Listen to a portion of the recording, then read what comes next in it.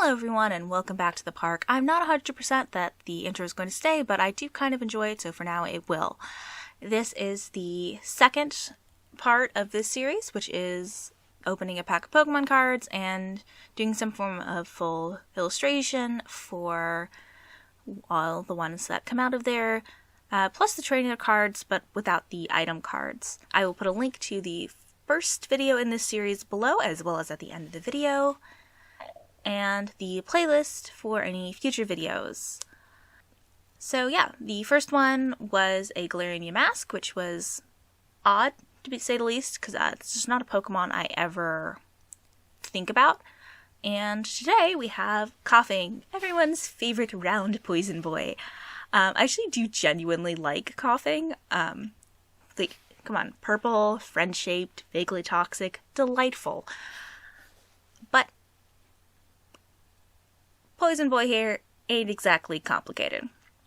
So, like a mask, it was kind of a bit of a challenge to figure out how to do, and went with the similar decision of just doing large Koffing in the, a little off-center, an attempt to make some form of composition work, and then paint in a background behind without any line art or anything to add, to make it look like a finished illustration while also not taking away too much from the line art.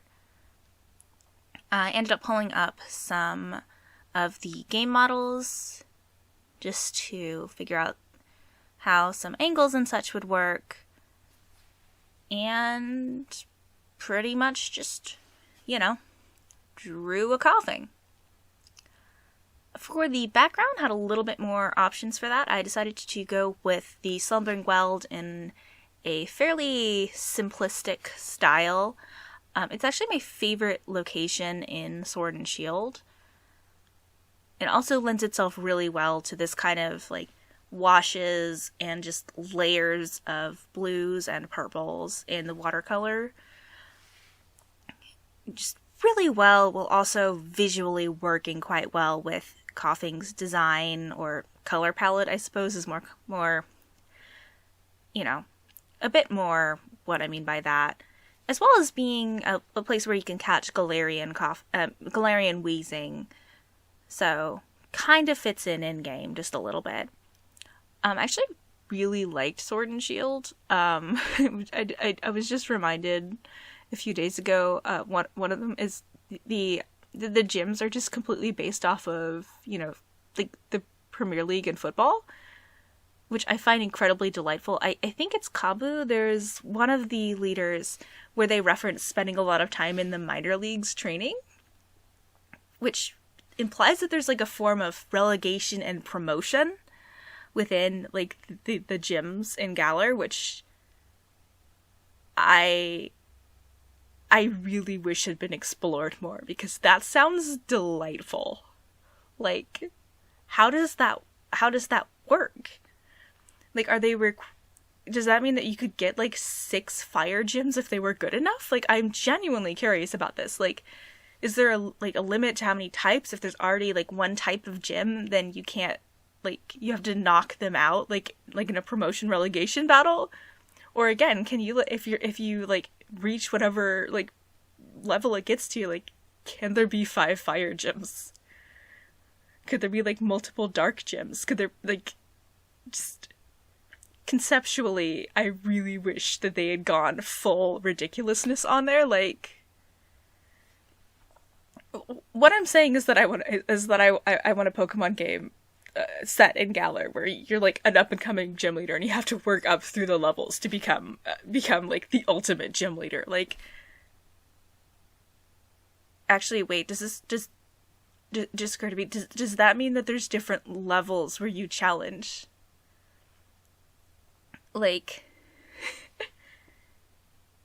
Is there a League 2, a League 1 or a League 2 that you have to fight your way through? Are there semi-professional Pokemon trainers?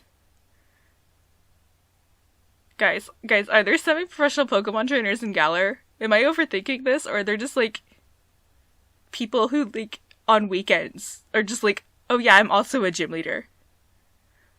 Who challenges them?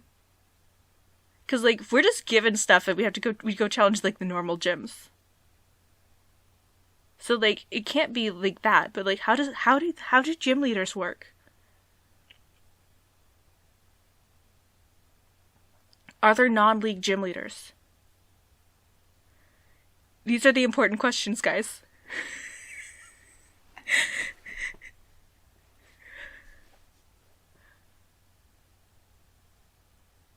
Are there, like, semi-professional non-league gym leaders who just, like, do something else? Is one of, like, the taxi drivers, like, are they, like, a 4th tier gym leader? Like, flying type? This is a very important question to me. Are there, like, weekend, like Pokemon leagues? Guys.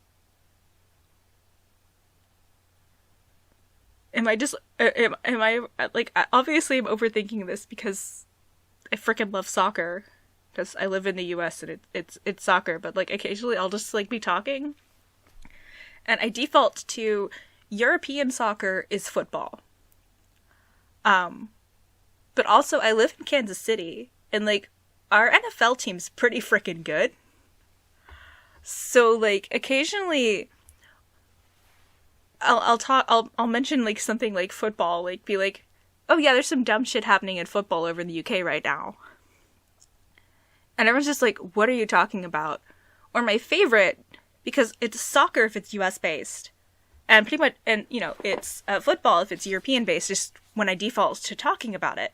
So I'll switch just mid-sentence. Like, I'll talk about, like, occasionally I'll be talking about, like, sporting, and then, like, we'll move over to, like, Lucio or something, and I'll mention, like, yeah, Italian football's different than soccer in the US, and I'm just like, it sounds so pretentious, and I'm just like, that's just how I think about it in my brain. Because I really like soccer, guys. I'm recording this audio in front of my scarf wall, which has 2 layers of scarves covering the entire wall. And on the other side of the room, there's another half of a scarf wall and, like, a bunch of jerseys. Like, I'm a season ticket holder for our NWSL and MLS teams. I watch somewhere between 2 and 12 hours of soccer on, like, the average weekend. Anyways, so here is the final piece. Sorry I rambled about soccer for too long, but I have questions, y'all. Anyways, I hope you enjoyed this video, and will come back and see me again some other time.